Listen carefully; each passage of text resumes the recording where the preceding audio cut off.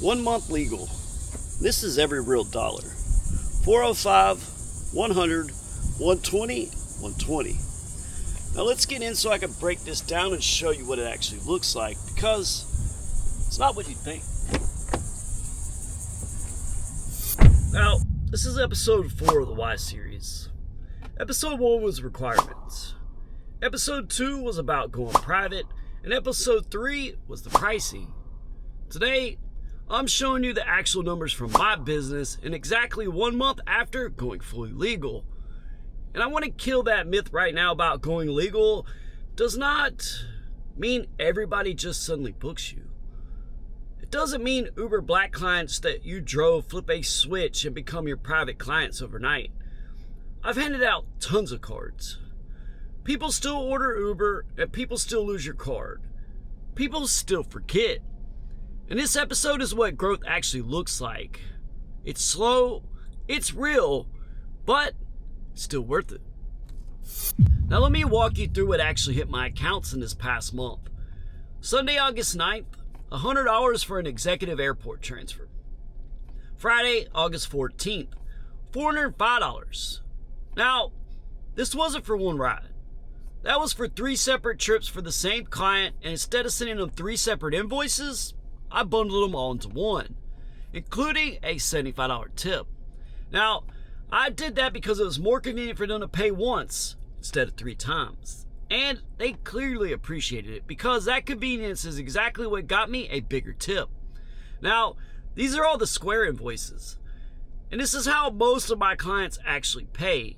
But it's not the only money that comes in. Now, some clients, they don't want to invoice. Maybe you gave them a ride with Uber Black and later on you picked them up. They just want to Venmo you and they want to be done with it. Now, I've had payments come this way too. A client paid me $150 and another paid me $95. They're both marked as private transactions with just a quick thank you note. Now, I'm not precise about which app that money comes through. Square, Venmo, Cash, or Limo Anywhere.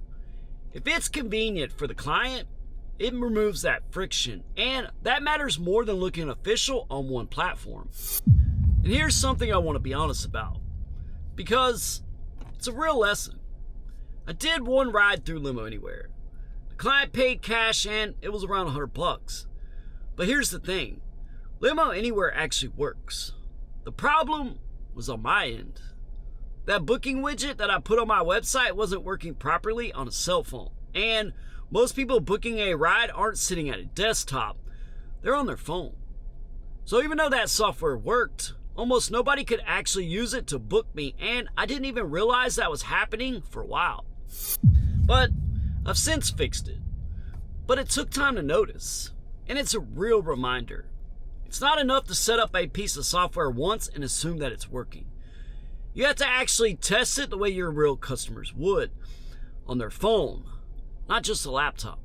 Because a tool that looks fine on a website can be completely broken for the person trying to use it in real life. And even now that it's fixed, most people still just text me directly instead of using that widget. It takes time for people to trust you and adopt a new way of booking. And that's okay.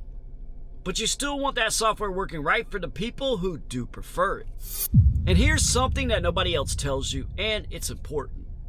Having a private client, even a regular who books you often, doesn't mean they're always going to use you. Someone might tell you Monday, hey, I got a ride coming Friday, I'll book you.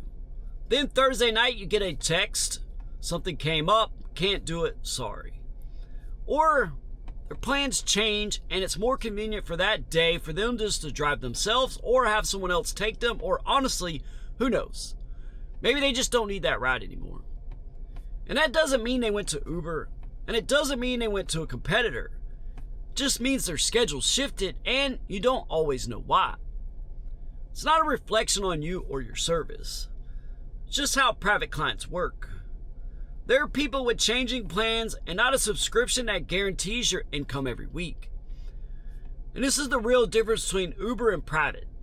With Uber, the app just finds you another ride the second that one falls through. With private clients, when your plans change, that slot in your week goes empty unless you fill it yourself. And here's the truth nobody selling a course wants to tell you. Going private doesn't turn on a client faucet. Now, I've handed out business cards to Uber Black passengers for months. And some of them do book me directly. That is real. That's how that $405 and that $150 Venmo happened. But plenty of them still open that Uber app out of habit. Some genuinely lose your card, and some, they just forget you exist until the next time they need a ride and you're not on top of their mind. And even the ones that do book you regularly might cancel last minute because, well, life happens. And this is not a switch. It's a slow build. Every ride and every business card handed out and every good impression is a deposit into an account that pays over months, not overnight. And you plan your week around your regulars. But you keep Uber Black turned on too because when a private ride falls through, that's exactly what fills that gap while you go find new clients. And that's why Uber started in the first place. So here's why this episode matters for the bigger question. Everything you just saw, the invoices, the Venmo payments, the cash ride, the software lessons, the cancellations, and the slow client build, that's real. And it's free to you to see exactly how it works. What that $29 gets you is help figuring out how to speed this part up for your specific situation. Which cards to hand out. How to follow up on somebody who's ordered Uber twice since you gave them your info. And how to build a client base solid enough that the cancellations don't sting as much. And that's 1 month. Fully legal, real numbers, real gaps, real slow growth, and real cancellations. Next episode, I get into the marketing. How you actually speed up the client side of this instead of just waiting on those cards to work. So drop a comment below. What's the biggest surprise you've run into trying to grow your private client base? Or what's a problem you've had trying to get repeat customers in general? Now I read every one and I'll see you on the next one. Remember, drive better, drive smarter, and drive without the frustrations.